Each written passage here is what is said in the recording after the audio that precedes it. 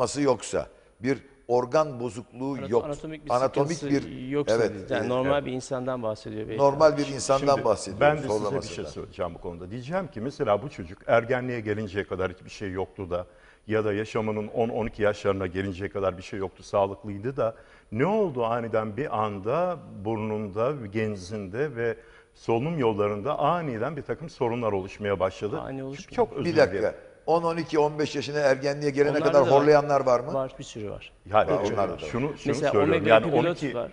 ergenliğe gelinceye kadar her şey yolundayken dedim. Ondan sonraki devrelerde ki daha çok ergen sonrasında bu tür sorunların ortaya çıktığı görülüyor. Yani bana gelenlerde daha fazla böyle görülüyor.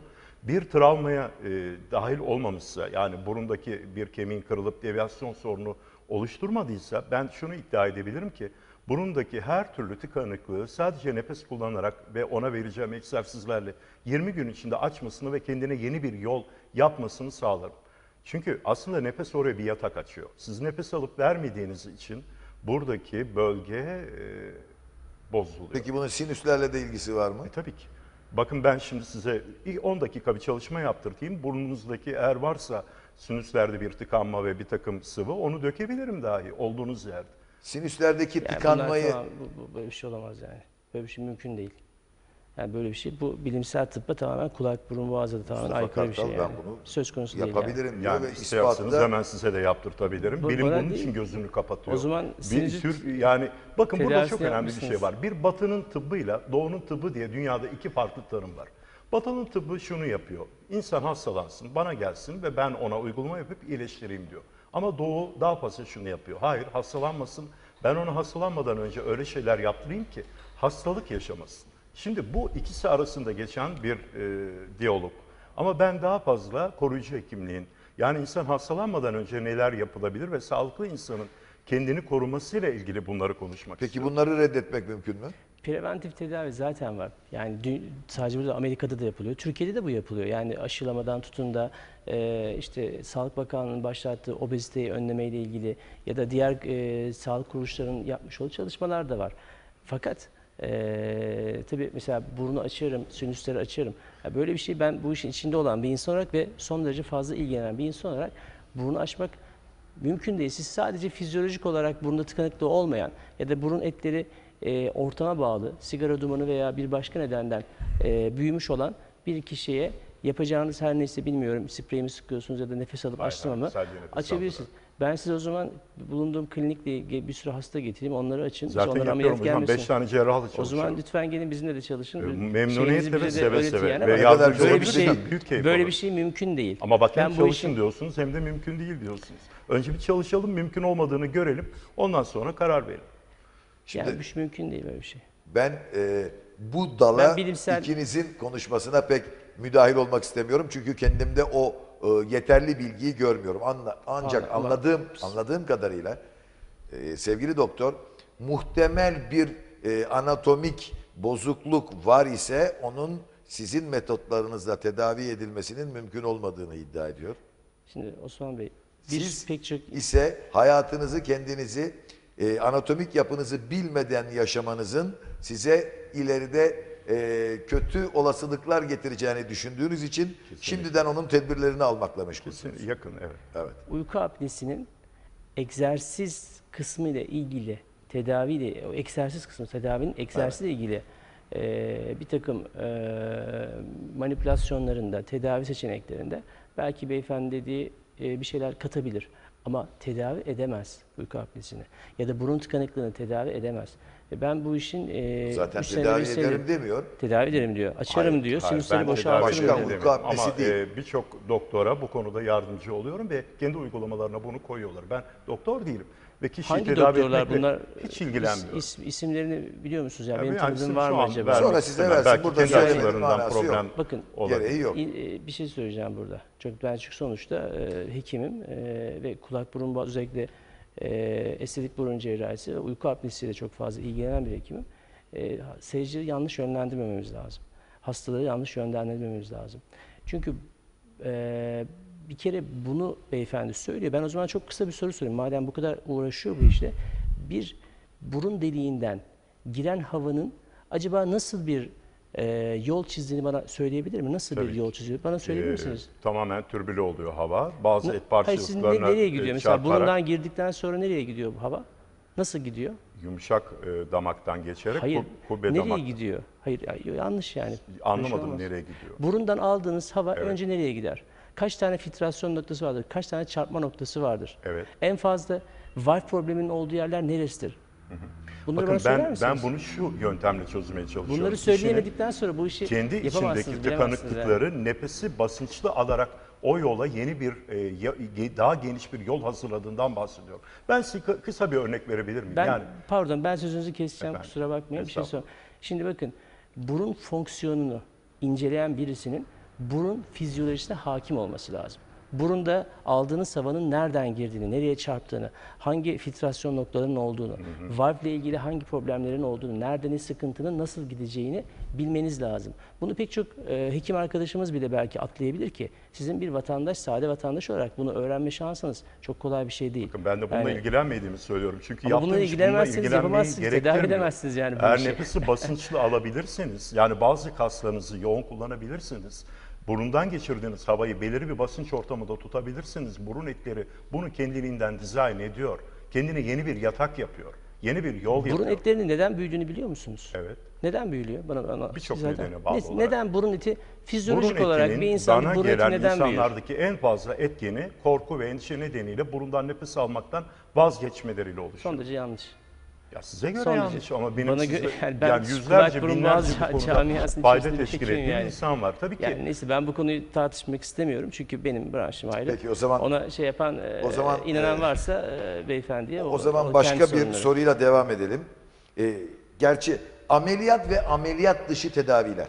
Hani Şimdi ameliyatla tedavide zaten tahmin ediyorum ki Mustafa Kartal'ın bu işe müdahil olacak hiçbir durumu yok. Ama ameliyat Ama sonrasında yine ameliyat bizde dışı çalışıyor. olaylarda mesela karaciğer fonksiyonları, böbrek fonksiyonlarını tedavi edici veya bel fıtığına mani olan egzersizler vardır. Jimnastik hareketleri vardır. Bunları uygulamak için böbreğin, dalağın, karaciğerin veya beldeki sinirlerin nereden fonksiyon aldığını, kaynaklandığını bilmenin de pek manası yoktur diye düşünüyorum. yani şöyle, Normal metotlar vardır. O metotlarla insan kendi bünyesini destekleyebilir. Öyle mi? ama birisi mesela bir şeyi tedavi ettiğini söylüyorsa o fonksiyonlara bilmesi lazım. Yani bir şekilde ben burunla ilgili bir müdahale yapıyorum, bir burnu açıyorum dediğiniz zaman o fonksiyonlara sizin bir şekilde hakim olmanız lazım. Fizyolojisine hakim olmanız lazım diye düşünüyorum. Şimdi ben burada tabii bu konuda tartışmak Tamam, onu istemiyorum. burada Çünkü keselim. Herkes benim çünkü kendi- Yani sevgili hocamın ilgilenmediği bir konu, onu anladım ama Ben- ilgilenmesini tavsiye ediyorum Ben ki il- belki alternatif çözümlere ulaşabilir. Cerrahi müdahaleler dışında da insan sağlığına katkıda bulunabiliriz. Türkiye'de uyku bozukluğu ile ilgili dernekler var, kulak burun boğazlık dernekler var. Bugüne kadar beyefendinin söylemiş olduğu bir sunum, bir çalışma, bilimsel bir çalışma ya da dünyada da gittiğim hiçbir kongrede, Avrupa'da, Amerika'da böyle bir çalışma görmedim. Ya bu tamamen Sebebini ben size söyleyeyim. Zaten nefesiyle çalışabilen bir kişinin böyle bir problemi olmuyor. Onun için önünüze örnek geldi. mümkün değil.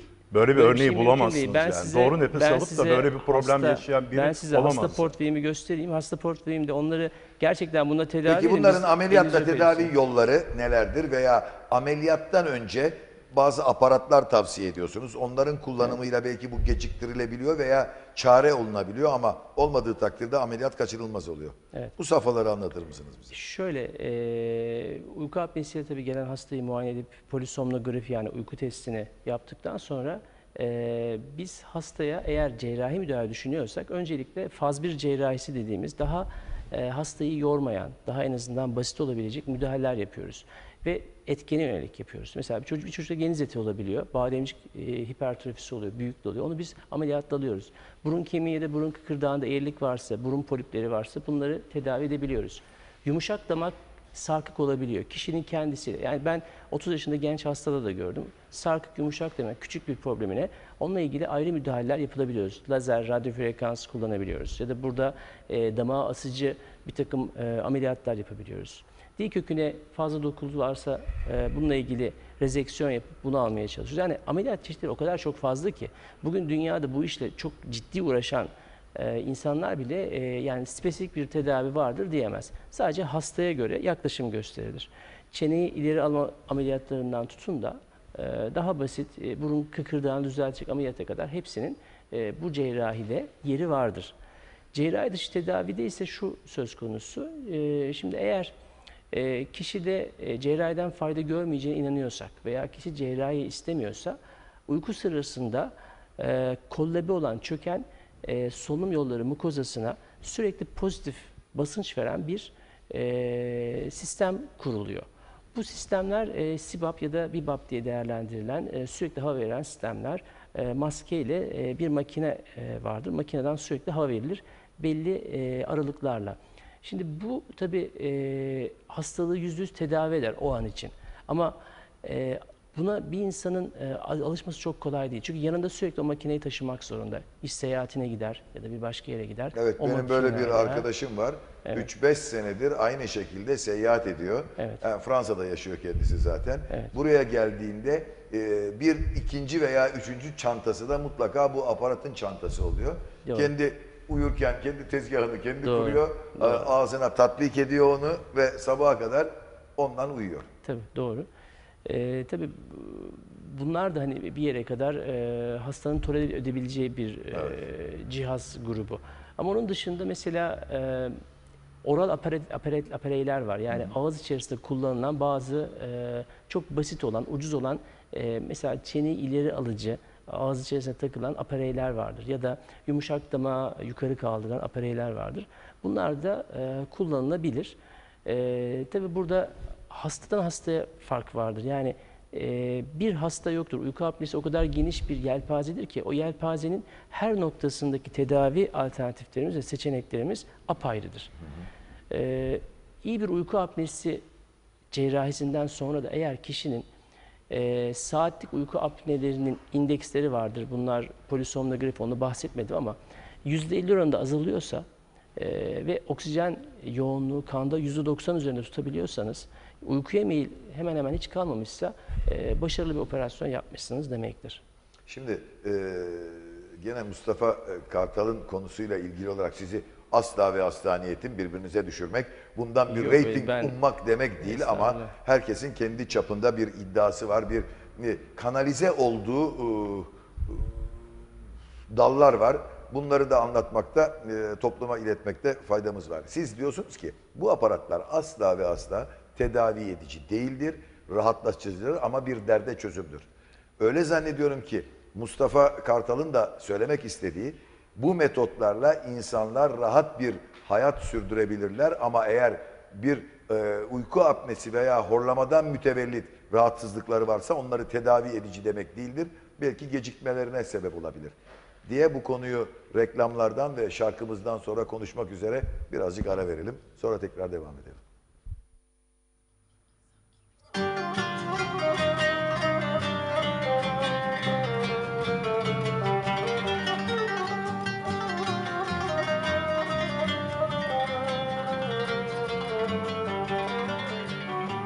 Aşkın karanlık yolunda kaç yıldır yalnız kaldım. Aşkın karanlık yolunda kaç yıldır yalnız kaldım. Bir ışık yok, bir yolcu yok, her taraftan bunaldım. Bir ışık yok, bir yolcu yok, her taraftan bunaldım. Gurbet yolu pek uzunmuş, varamadım, yoruldum. Ömrüm sabahsız şebinde yıldızlardan sorardım. Issız karanlık gönlümde sevdalımı arardım. Issız karanlık gönlümde sevdalımı arardım.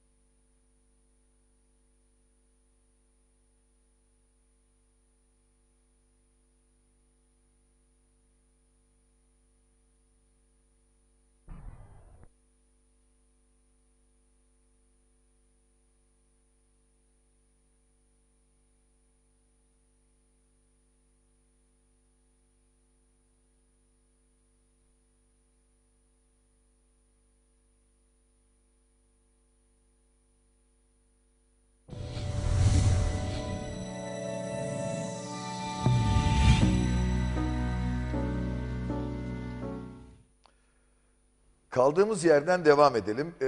Bu uyku apnesinin giderilmesi ve ameliyat ne şekilde gerçekleşiyor? Ne yapıyorsunuz?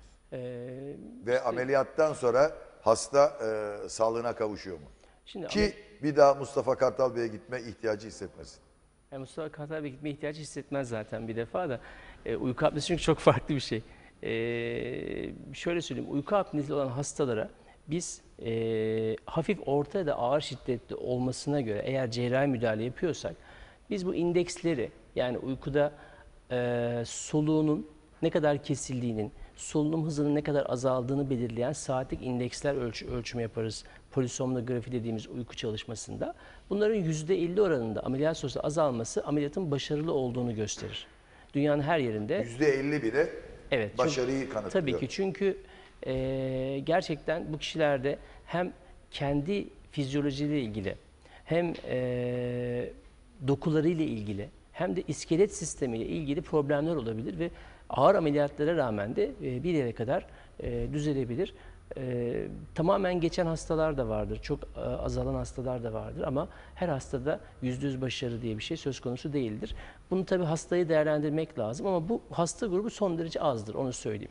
Yani genelde hastalar cerrahiden sonra memnun olarak ayrılır. Belki birkaç defa müdahale geçirebilirler. Önce birinci faz cerrahi yapılır. Yani daha basit şeylerle, ameliyatlarla halledilmeye çalışılır bu hastalık.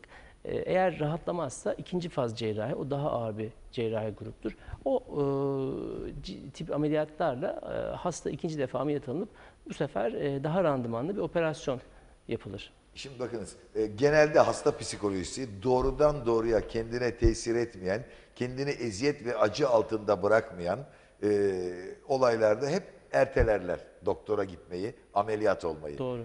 Apne ve horlama da bunlardan bir tanesi.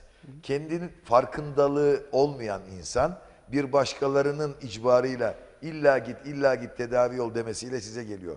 Ve anladığım kadarıyla bu horlamayı engellemenin, apneyi engellemenin birkaç tür ameliyatı var ve bunlar hepsi de zorlu ameliyatlar hasta açısından. İnsanlar kendi hayat risklerini horlamaktan ve apneden mütevellit hayat risklerini bile bile bu ameliyatı olmaktan kaçınıyorlar. Bu ameliyat olmaktan kaçınabilirler. Yani kişi cerrahi ameliyat olmak istemeyebilir, cerrahi müdahale olmak istemeyebilir. Bunda doğal, yani saygıyla karşılamak lazım. O tip durumlarda biz hastaya CPAP cihazı veriyoruz. Fakat burun kemiğiyle ilgili bir problem varsa CPAP öncesinde de, yani bu cihaz öncesinde de o burun kemiğini düzeltmek gerekiyor. Çünkü pozitif basınç verdiğiniz zaman O deviyasyondan bahsediyoruz. Tabii deviyasyondan bahsediyoruz. O deviyasyon olduğu zaman da zaten hastanın bir şekilde yani nefes alması mümkün olmayacaktır. Tabii bu çok geniş bir konu. O geniş konu içerisinde hasta gruplarını da ayrı ayrı ele almak lazım. Bazı hastalar mesela bize geliyor, işte falancaya lazerle yumuşak damağına müdahale yapılmış, uyku apnesi varmış, düzelmiş. Ama sizde o problem yok diyoruz. Sizin yumuşak damağınızda, dil kökünüzde problem var. Dil kökünü asmak lazım diyoruz. Ama astığınız zaman da yumuşak damak kadar belki randımanlı olmayabilir diyoruz. Tabii oralarda hastalarla biraz sıkıntılar yaşayabiliyoruz. Ama bir şekilde ortak yol bulmak lazım. Ama hastalara tavsiyem pozitif bilimden, bilimsel nosyondan ayrılmadan bu işle ilgilenen kliniklere ve hekimlere mutlaka başvursunlar. Yanlış yapmasınlar. Evet. Peki Mustafa Kartal, sevgili Doktor Baykal diyor ki evvela tıp yolunu tercih etmeli. Kesinlikle doğru. Zaten benim uyguladığım şey O zaman mesele halloluyor. Peki siz bu ama uyku apnesi, ama rahat nefes alabilme, ama sinüslerin dolu oluşu, kanalların dolu oluşu, bunların hepsini de sağlıklı bir yaşam sürdürmemeye bağlıyorsunuz. Nefes alıp vermesini bilmemeye bağlıyorsunuz veyahut tahsil edeyim. Şöyle bir soru soralım mı? Şimdi uyku apnesinin nasıl oluştuğunu anladık da neyin sebep verdiğini konuşmadık. Yani durup dururken bir insan o yaşa kadar sağlıklı gelmiş, aniden uyku apnesi diye bir sorunla doktora geldiğinde onu başlatan neden nedir? Evet, oksijen alışında yavaşlama olmuş, karbondioksit miktarı artmış, buna bağlı olarak endokrin sistemde farklı etkileşmeler olmuş. Neden böyle olmuş? Yani bu bir yere çarpmadı, düşmedi, kafasına balyoz yemedi.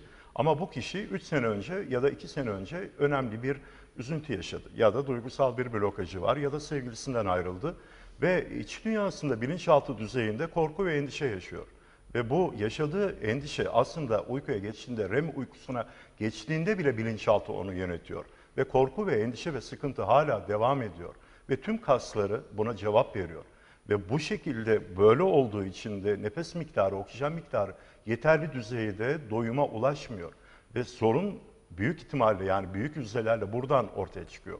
Ve ben de diyorum ki sadece bu açıdan baktığımızda bile bir kişi düzgün nefes alışverişleriyle kendini randomanda tutabilirse, yani korku ve endişe dolu bir yaşamın girmemesi adına tüm vücuttaki hormonal sistemini düzgün çalıştırabilirse zaten bunları yaşamayacak. Ama tabii ki Bu da pek akla uzak bir şey değil sevgili doktor. Yani Ya şimdi bakın, düzenli egzersiz... tedavi metoduna ve tanıya sonuna kadar sizinle beraber. Evet. Ancak sizlere duçar olmamak için, Allah eksikliğinizi göstermesin, hep öyle denir zaten.